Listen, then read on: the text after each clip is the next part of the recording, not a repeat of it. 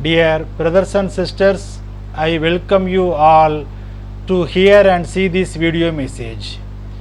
In this video, I am going to explain how Dalits suffer by casteism and ban on cattle slaughter in India. Content for this video I given in the description. You can go through and study.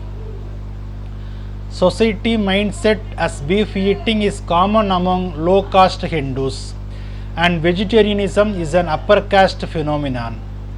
In contrast, cow-cherishing, Krishna-worshipping, rustic piety has been popular among agriculture-driven cattle husbandry. Farm laboring have typically been considered the low caste in Hinduism. Reverence for the cow is widely shared in India across castes, but the reverence for cattle among Hindus and Indians in general is more comprehensively understood by considering both the religious dimensions and the daily lives in rural India. The veneration of cow across various Hindu castes emerged with the 15th century revival of Vaishnavism, when God Krishna along with his cows became a popular object of bhakti. Dalits work in leather, which includes cow skin, and they rely on it for their livelihood. The position of Dalits to cow production is highly ambivalent given their Hindu identity and the endemic contradiction between the Hindu ethos of protecting the cow and the trade dependent fundamentally on the skin of cows. The selling of old cattle for skin is supported by members of both dominant and subordinate caste for the leather-related economy. But it is the 19th century politics that has associated beef and cattle slaughter with Muslim and Dalit identity. The strident campaign against cow slaughter will have an adverse impact on the leather industry, which employs close to 2.5 million people, mostly Dalits. Along with farmers, the entire chain of the leather industry will be affected with a drastic fall in supply of raw material. According to the Council for Leather Exports, 2.5 million people, the majority of them scheduled caste, are employed in the industry. An estimated 8 lakh Dalits earn a living through flaying the skin of dead cattle. This activity is within the law. The tanneries and small and medium-sized leather manufacturing units, which again employ mainly Dalits, are laying off workers because of the crunch in supplies due to ban on slaughter. A nationwide ban on beef would be especially unfair to Dalits. For centuries, ruthless subjugation and exploitation by the upper caste have kept them in such poverty that they have been unable to afford most sources of protein. Chicken, fish and mutton are often too more expensive. Beef, thus precisely because it has been shunned by the upper caste, is cheap. Even today it is half the price of chicken or mutton. Out of necessity, therefore, beef has become an integral part of the Dalit diet. Having forced Dalit to eat beef and then despised them for doing so, now the upper caste in the BJP and the establishment want to take the meat off their plates. How can government impose a food dictatorship? For thousands of years, the upper caste have controlled the food habits of Dalits, and consequently this urge to dictate food habits is in their central nervous system.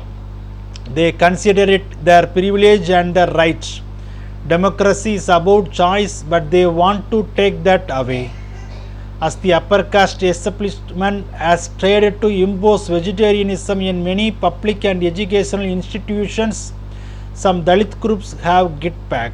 They have held beef festivals on campuses, cooking beef curries outdoor in the hope the aroma will assail the delicate factory senses of Brahmin students and reinforce the point.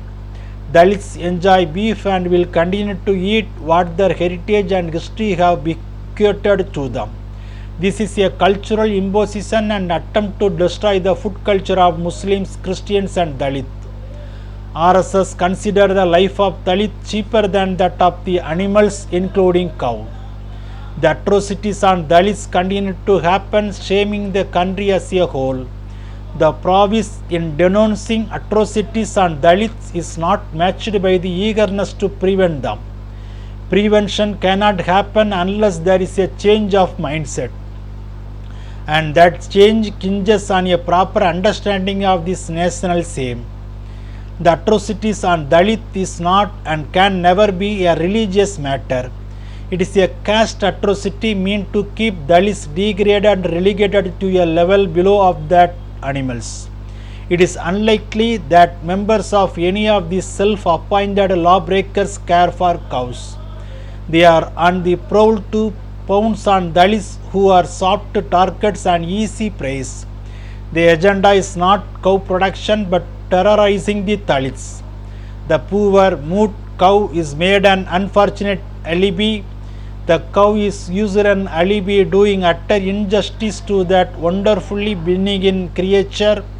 The cow incidentally does not withhold milk from the Dalit, but the cow with hot guts must express their veneration for this casteless animal by breaking Dalit skulls. When will we ever wake up to the irrationality of it all? Increasing cow vigilantism in India has a few common threads.